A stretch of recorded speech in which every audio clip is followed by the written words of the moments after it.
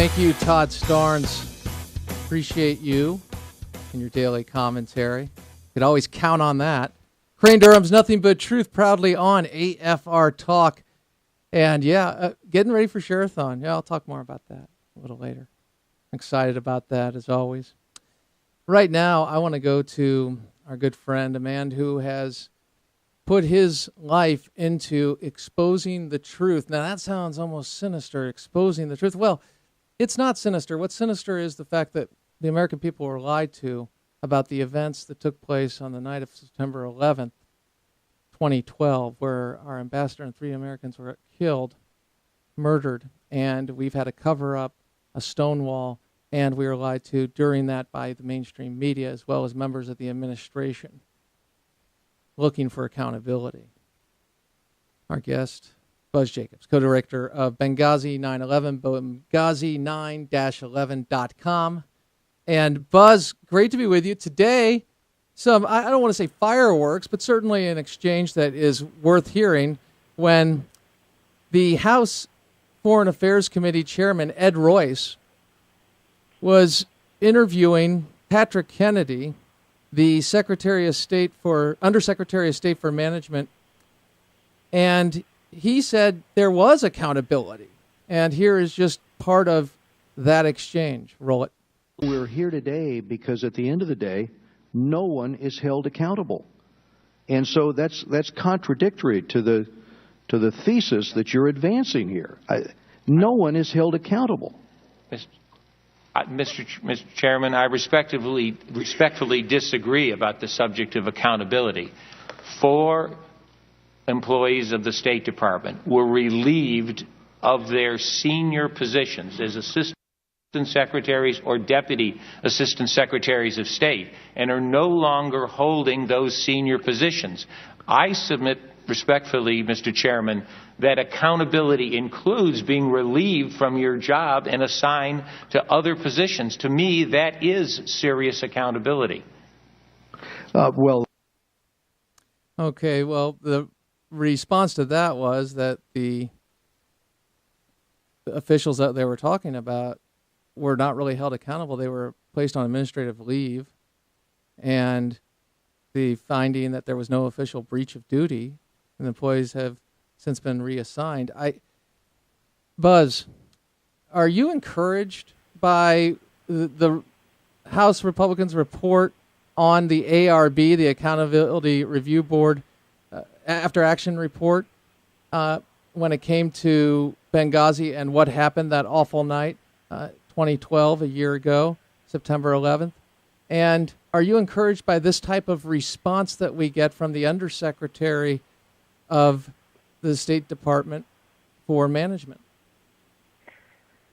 Well, Crane, first of all, thanks for having me on your show again. And as always, it's great to be with you and appreciate it.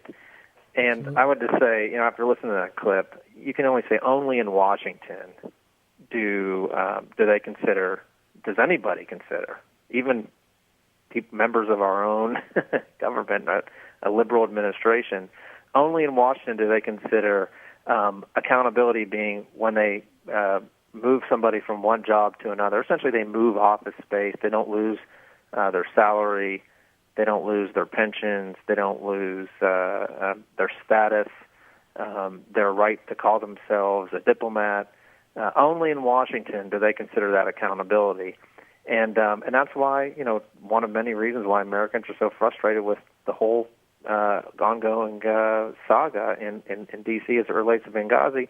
And I'm glad you brought up the Accountability Review Board. I've had a problem with that from the very beginning for a couple of reasons. And then, if okay, I'll go into a little bit about what I would like to. Just tell us specifically, the House came out with a report, House Republicans, highly critical of the Accountability Review Board, which has been used as hey, when you're asked about this, being an official that's connected to it from the administration, that is the response. We've had an Accountability Review Board.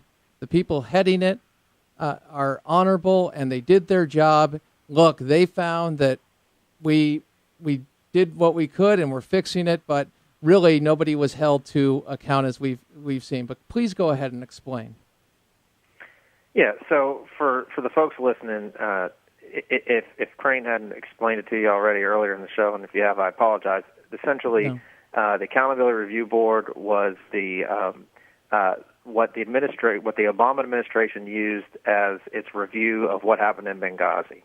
And what they did is a board that is housed at the State Department, and essentially whose authority is only over the State Department. And that's one of the issues I've had with it from the beginning, is that how can you have a board that is based within the State Department, even if it had an official or representative from the Department of Defense or somebody who has a history of being at the Department of Defense, how can you have a board, how can you have a State Department board oversee operations at the CIA and the Department of Defense in a way that you can get the answers? You can't. Now, I know from working in D.C., from being at the White House, that the only seat in government that can demand answers from all the various agencies within the executive branch is the White House. And if you compare, for example, how President Bush would issue, when things went wrong in the Bush administration, George W. Bush administration, he would often have his investigative committees housed in the White House. For example, my former boss, Fran Townsend, who was the Homeland Security Advisor to the President, and the counterterrorism advisor, she was assigned to review the Katrina reaction and aftermath report. And that was housed within the White House, and people from every agency in government were assigned, from all the relevant agencies in government were assigned to it. So it's just a sign that the Accountability Review Board was nothing more than a PR stunt, and it was never designed to really get to the bottom or really investigate what happened, and I think it was all part of the cover-up. And that's exactly what Representative Darrell Iss's committee came to the conclusion of in the last day and a half, or whenever they issued this report in the last day or two. And they say that specifically, quoting from it, that there's questions about the independence and integrity of the review, that the Accountability Review Board downplayed the importance of decisions made at senior levels of the department. In other words, they protected Hillary Clinton and Victoria Nuland and others who were senior political appointees. That the ARB decision to cite certain officials as accountable for what happened in Benghazi appears to have been based on factors that had little or no connection to the security posture at the U.S. diplomatic facilities. Essentially, they're pointing fingers everywhere where they should be, at essentially mid-level bureaucrats who were just sort of indirectly responsible for what happened in Benghazi. But whenever the important decisions that were made at the senior political levels, and that any of the people at those levels, no one was held accountable. So they had some real, and they also say, again, quoting from this report, that the ARB was, quote, was more of a public relations strategy, unquote. And it's all true. And if it just leads people to believe that this is nothing more than a way to hide and cover up and move on and just dismiss this whole scandal called Benghazi. The people that were in charge, Ambassador Thomas Pickering and Mike Mullen, who headed this, both honorable men have distinguished careers. But again, when we focus on the substance of the report and what you've just outlined with the criticism of the report and the gaps, you see that we get more questions. I think back to the Senate Intel Bipartisan Committee, and I want to say Lee Hamilton, but I'm not sure if it was the Lee Hamilton Committee, but it was about the intelligence and the manipulation of intelligence, the allegation that intelligence was manipulated and pressured to go and get a result to sell the Iraq war as it is. And they came back and they said, no, it wasn't. It was bipartisan. There was a complete review. They went through it, and they got to the truth. And the truth was there wasn't the manipulation. I don't know if that's analogous or otherwise in the sense of desire. You mentioned Katrina and how it was done. We've had other committees look at things. We've had select committees look at things. And my question is, we're getting these piecemeal reports. Today's testimony, for example. What's it going to take? What is it going to take, Buzz, for the American people, not Democrat, not Republican, not liberal, not conservative, the American people to find out what in the world, how in the world on September 11th did our ambassador and 3 other Americans get murdered by terrorists in light of the context of the growing security threats, the requests for security, and then afterwards we're lied to. 60 Minutes can lie to us. We get that. They're a news organization. That's going to happen. I can't really go. The only way we punish 60 Minutes is say, I'm not going to watch you, Steve Croft. I think you're full of beans. But with our president, our now national security advisor, former UN ambassador, the talking points going back and forth, not telling the truth, our Secretary of State, who incidentally is going to be running for president, highest office in the land, can sit and lie to us and stonewall. What do we need to do, Buzz, to get a select committee to provide some accountability here? We need to rise up.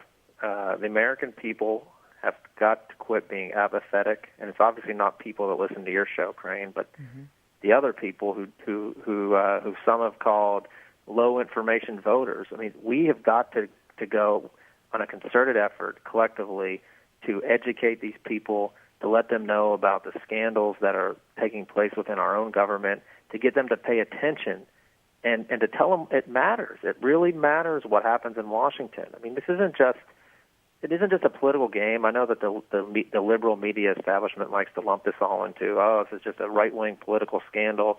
It's just a game. I mean, the reason why you and me and others care so much is because we care about the future of our country and about what happens for our children and what kind of country they're going to live in and grow up in. And that's why I am so committed personally to getting out the truth about Benghazi, because, yeah, to some they may try to dismiss this as a phony scandal, but this is not. I mean, this is our government that has failed us, and there's got to be accountability. If you can take credit for the good times when you're in leadership and you're in Washington, you need to be held accountable for the bad times and when you make poor decisions. And clearly on Benghazi, they failed to prepare, they failed to respond on the night of the attack, and then they went through this, and then they continue to go through this effort to stonewall and hide information and keep the survivors from us and deny FOIA requests. And, and you think about when all this is happening, you think about Cheryl Atkinson, who was maybe one of the few mainstream reporters actually doing her job. She gets her computer hacked. And so you add all these things up and you put this whole story together over time if you're really paying attention to it, and it's just like it's blinking, this big red light that people need to pay attention to. What in the world is going on with this Benghazi scandal? We need to get to the bottom of it, and the only way to do it is if people hold their members of Congress accountable, and they demand justice, and they demand accountability, and they demand answers. I believe we would have seen a president resign if this were a conservative president, a Republican conservative president. I truly believe that by now, because of the press pressure, because of unrelenting desire for answers, camping out till you get them, press does that a lot. Now, they do it on things that are ideologically, there seems to be an ideological tilt or focus, whatever it may be, on a particular group of people they do it to, but they try to get the answers. And oftentimes, like in the case of Iraq, they make stuff up, and they get sources that are not credible, or they take conjecture, or they have actual politicians say one thing 2 years previous and then say that was a lie 2 years later. I hearken back to Iraq because that's something I can really point to and describe. Buzz, is it an overstatement? Do you think that is an overstatement in light of the evidence of what we know and what we've learned, that we would see a president resign? That it would come to that? No, I don't think it's an understatement, because I think if let's just say this happened under George W. Bush as an example. What I think would have happened is every night it would be an unrelentless push by NBC and ABC and CBS and the New York Times and the Washington Post and the Huffington Post and every other, and Politico and all these other liberal-leaning mainstream media outlets that want to push their agenda. They would have put on the front page every single night how this is a scandal and how this is the American people want answers. And they would have just it'd be the opposite of what's happening now. Everything that the conservative media is pointing out now, truthfully, and it would be the mainstream media taking it and running with it and blowing it way out of proportion, worse than it was I mean, they would have. I could see where you're going with Ukraine, and I do agree that the pressure would have been much more significant from the mainstream press. I mean, you think about this. Last year, we're in the middle of the election. We're getting close to Election Day, and not one. I can't remember one mainstream media reporter in the White House press corps pressuring Barack Obama for answers on Benghazi, and it was a big issue. No, they reached in and saved him in a debate. They saved him in a debate. They rewrote the history. Did not release the information when they had it. 60 Minutes, Steve Kroft. I mean, this is huge, and historically, this will be looked at. If we have, certain books will certainly cover this. And Buzz, what you're doing is drawing attention to it. And when people click on your site, Benghazi9-11.com, Benghazi9-11.com, and I'll post it up on the Facebook as I do each week. Bottom line, that says, people are looking, people are interested, they want the truth. Buzz, I didn't mean to cut you off, but we're up against the clock. I appreciate you, man. Have a great week, and thank you for everything you do. Crane Durham's Nothing But Truth. Thank you, sir. Crane Durham's Nothing But Truth. Hans von Spakovsky next on the law, but before that, American Family News. AFR Talk.